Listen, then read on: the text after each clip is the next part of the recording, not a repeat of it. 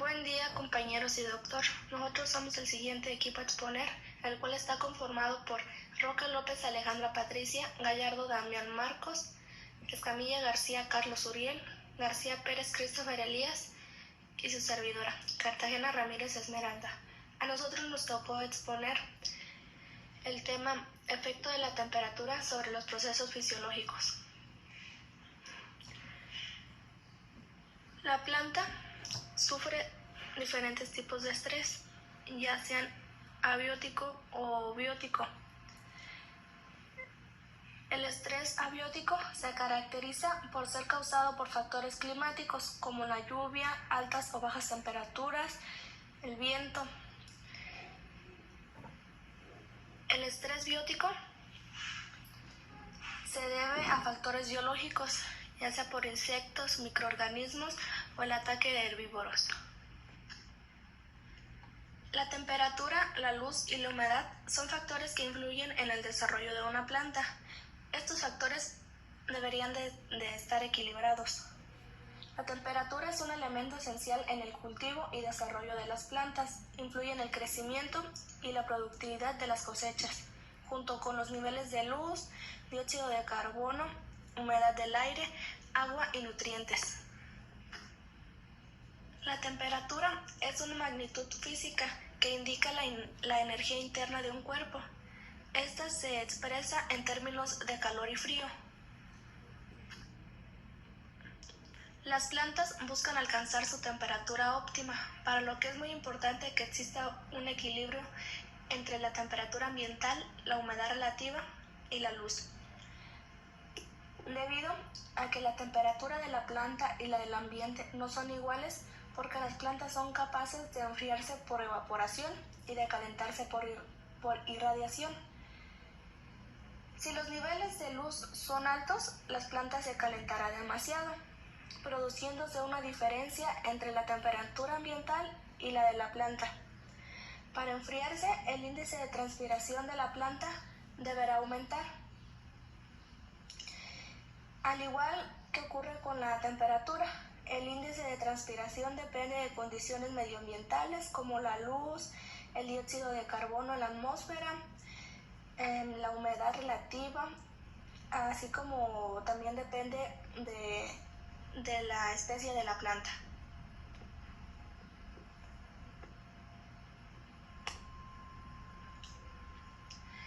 Las plantas regulan los procesos de transpiración y de enfriamiento por medio de los estomas.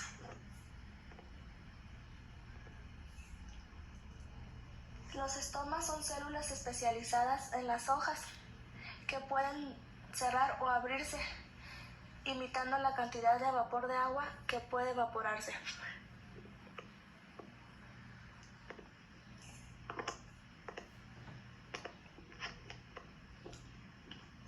La temperatura cardinal son los valores de temperatura que reflejan la respuesta ante una determinada variable, proceso o función por parte de un ser vivo. Dentro de esta se encuentra la temperatura vital mínima, temperatura óptima, temperatura vital máxima, temperatura letal mínima, temperatura letal máxima. Enseguida se los voy a explicar. La temperatura vital mínima es la temperatura más baja, la cual un organismo puede vivir indefinidamente en estado activo. Temperatura óptima. Esta se considera como aquella en donde los procesos fisiológicos de la planta se realizan a máxima velocidad. Temperatura vital máxima. Esta es la temperatura de mayor intensidad calórica, donde un organismo puede seguir viviendo indefinidamente en estado activo. Temperatura letal mínima. Es la que produce la muerte por bajas temperaturas. Esta está por debajo de la temperatura vital mínima. La temperatura letal máxima está por encima de la temperatura vital máxima y la muerte se produce por altas temperaturas. Esta es una gráfica de lo que expliqué en la diapositiva anterior. La temperatura letal mínima, que es la A, y la temperatura vital mínima, que es la B, así como en la D y E, que es temperatura vital máxima la D, temperatura letal máxima la E. En estos límites la temperatura no influye en el crecimiento. Es cuando se dice que la planta está en estado de reposo o letargo. Y en la C, que es la temperatura óptima, es cuando los procesos de la planta se desarrollan a una máxima velocidad.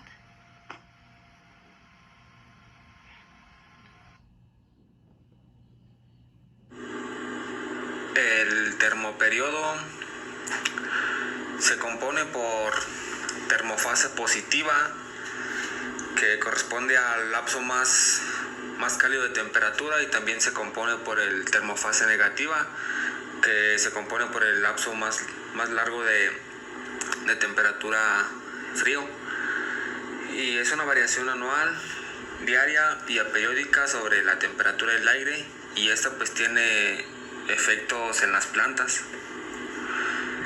El termoperiodismo se compone por anual, diario y aperiódico, como ya lo mencioné, y pues son respuestas en las plantas en cambios o modificaciones de temperatura, ya sea diurna o nocturna. En la anual la temperatura depende del lugar donde ha sido establecido el cultivo.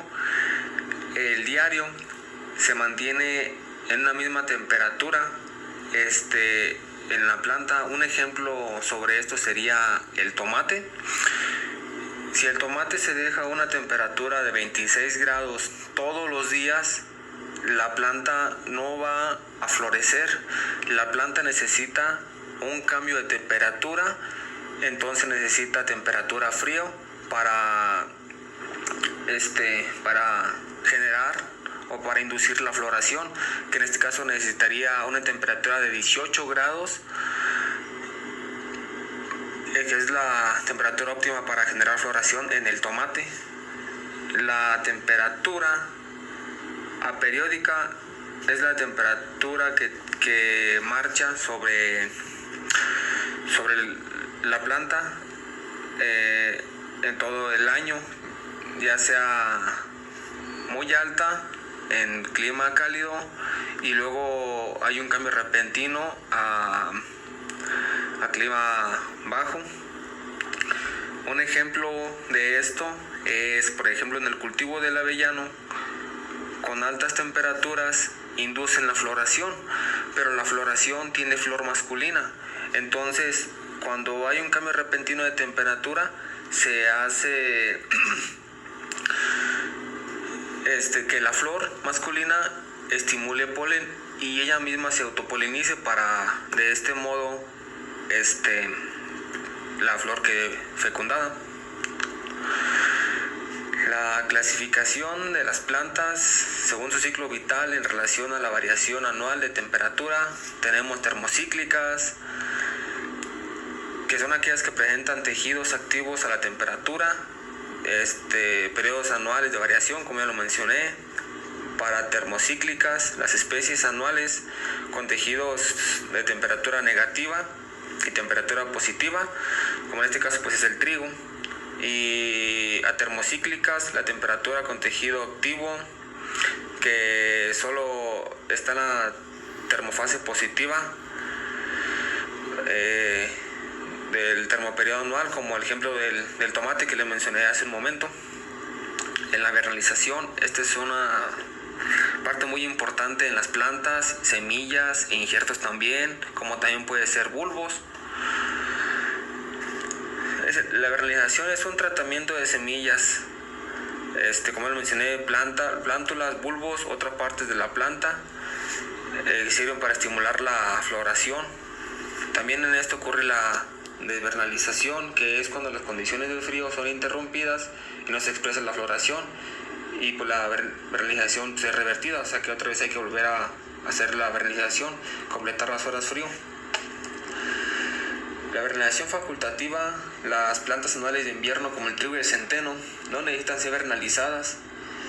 Sin embargo, un tratamiento de frío acelera la floración, o de lo contrario su floración es escasa, y para esto tienen producción muy escasa y se reduce considerablemente.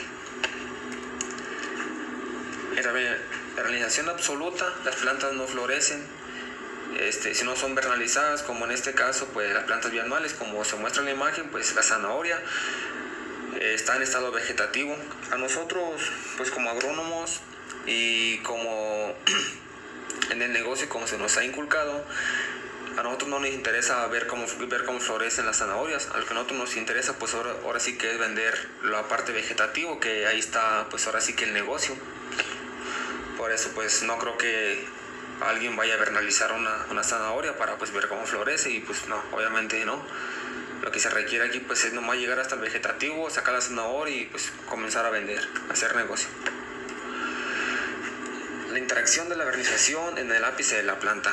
Aquí pues vamos a imaginar que tenemos una planta del lado derecho donde dice ápice vegetativo. Ahí es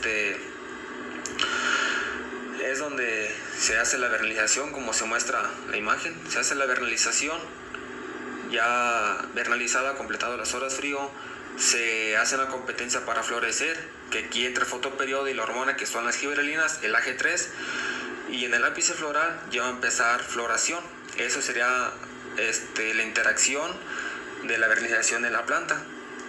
Algo más explicado es en este pequeño dibujo. En la figura A se muestra la planta no vernalizada, o sea que no completó su hora frío, no florece. Y en la B, supuestamente la planta fue vernalizada, completó sus horas frío y indujo floración, y pues se muestra la floración. Obviamente no se muestra la floración como tal, pero es un ejemplo. En el punto C, en esta se le injertó un ápice vernalizado. Se cortaron varetas, por así decirlo. Se cortaron varetas y se metieron en horas frío en un refrigerador. Y este ápice se le injertó a una planta no vernalizada. Si el injerto pega, obviamente, pues la planta va a florecer. Solamente el injerto que le pegaste vernalizado. Y de lo contrario, si se injerta un ápice no vernalizado, la planta no va a florecer, porque si tú pones a la planta en vernalización, pero el ápice no está vernalizado, el ápice que no vernalizaste no va a florecer. Eso es lo que más o menos ejemplifica este pequeño dibujo. En adaptaciones de las plantas, un grupo que más adaptaciones presenta y requiere para sobrevivir son las plantas crasas, las cuales se encuentran en climas con extremas sequía y altas temperaturas, lo cual hace necesario que aprovechen al máximo el agua que puedan obtener. Para esto tienen un tipo de almacén que se llama parénquima acuífero.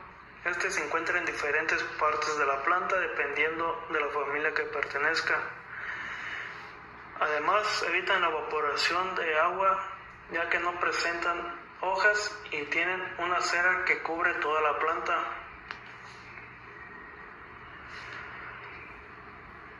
Las plantas tropicales se consideran plantas exóticas por el color de sus flores y hojas de gran tamaño. Estas son de gran importancia, ya que estas plantas requieren de una gran cantidad de luz y humedad.